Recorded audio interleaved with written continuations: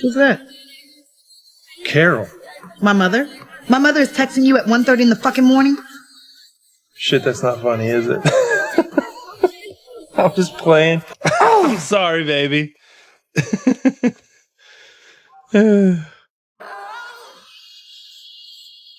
I'm Kevin Ball, and my story is like a glass of whiskey. The first sip burns with a harsh spiciness, but only after swallowing do you feel the full warmth and responsibility it holds. Honestly, the fact that V and I found each other in this Southside gutter is nothing short of a miracle. Sure, there's crap happening all around us, but as long as we're together, none of it fucking matters. He's all worth it. Neither V nor I are part of the Gallagher family, yet our lives have long been tangled up with those guys like a messy pot of porridge. And the alibi room where I work is the very center of this chaos. Everything was supposed to be fine. No damn trouble at all. But to get rid of that girl who'd have been clinging to me at the bar, I lied and said I was about to marry V.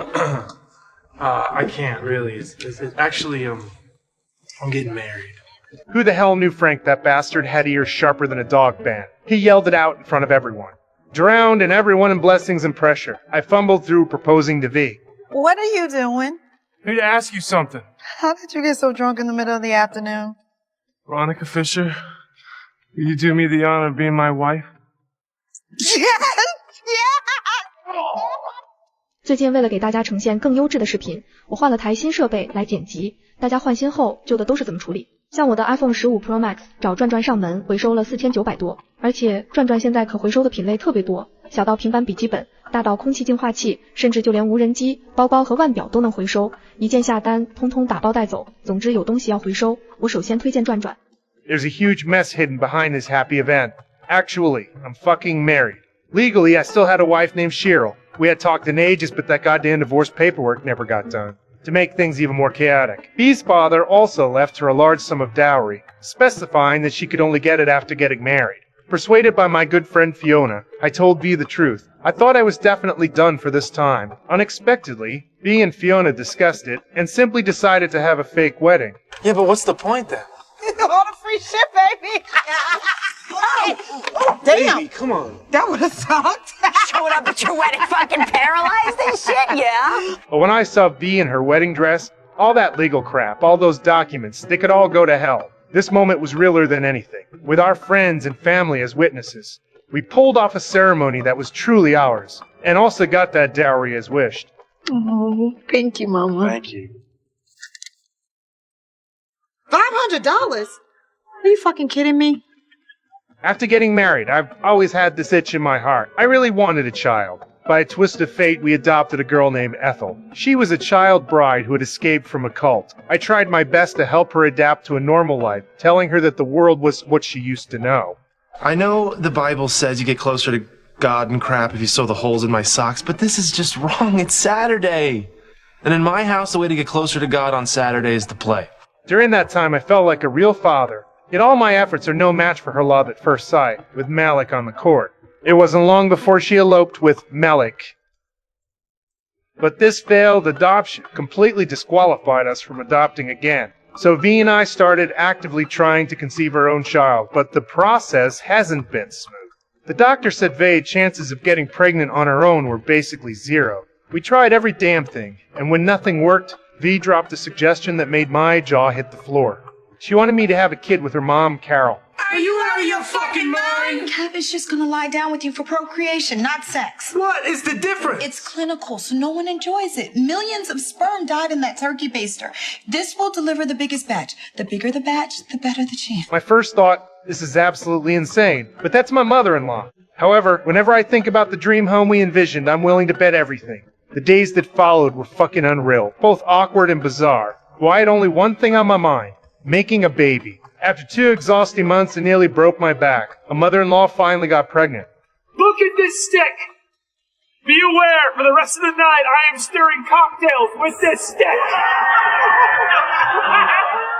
Right after Carol successfully got pregnant with my child, it felt like God must have had too much to drink. V is actually pregnant too, and what's more, it's twins right off the bat. But that wasn't all the good news. My half-dead bar owner kicked the bucket, and he even left the bar to me. All of a sudden, V and I were about to welcome 3 kids and have our own bar. This feeling is so damn unreal. But the problem is the old man, Stan, has a daughter. This is basically me openly snatching the family business from the girl. After final discussion, it's settled that I will buy this bar and pay in installments. But when I got the account books, I was completely dumbfounded.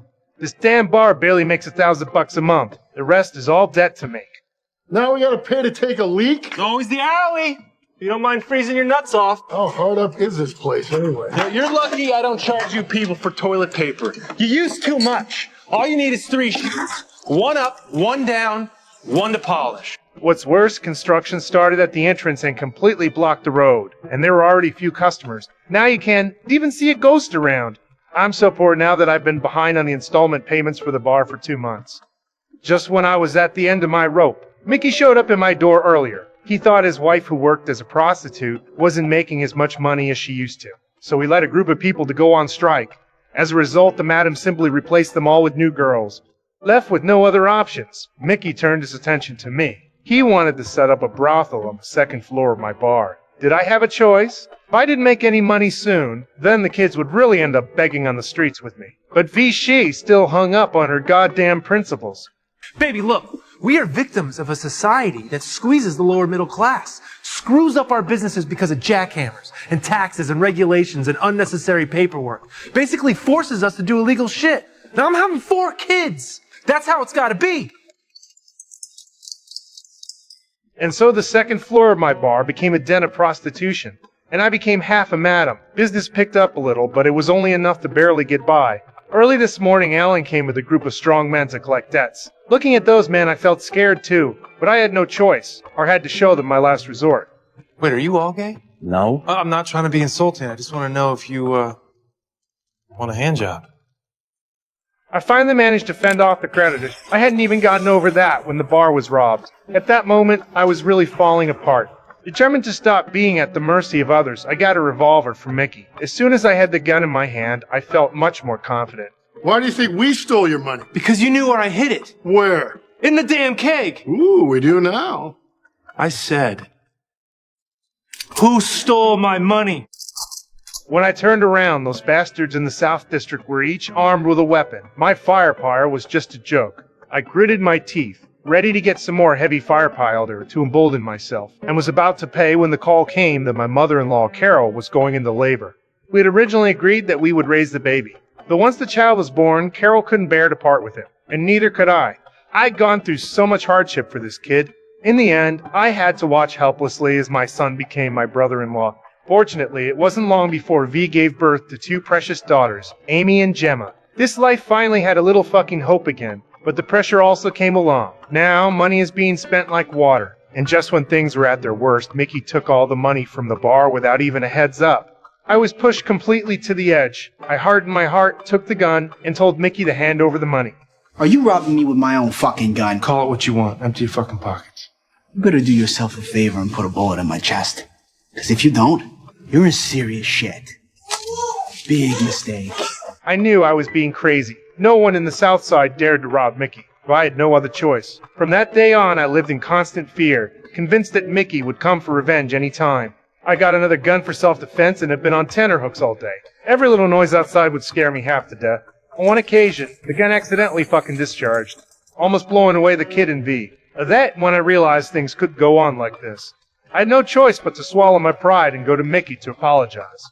I poured drinks, served food, tried everything to make things right. Is that enough cabbage for you? I can make my own plate, it's fine. Oh, no problem at all. How about some corned beef? Why you being such a suck-up, huh? You and me got a thing we gotta settle. Look, I'm just trying to put everything in the past, okay? Only later did I find out that Ian had already smoothed things over for me. White fucking made me afraid for so long.